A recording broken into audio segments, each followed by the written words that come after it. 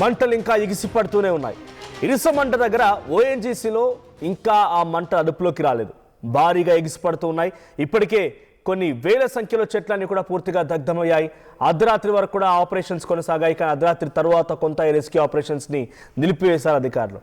మంటల కారణంగా వేలాది కొబ్బరి చెట్లు దగ్ధమైపోయాయి. కిలోమీటర్ల మేర వేడి గాలులు వీస్తూనే ఉన్నాయి. రాత్రంతా భయంతో బిక్కుబిక్కుమంటూ గడిపారు స్థానికులు. ఇవాళ రాత్రి వరకు కూడా ఇంకా ఈ మంటలు కొనసాగే అవకాశం ఉంది.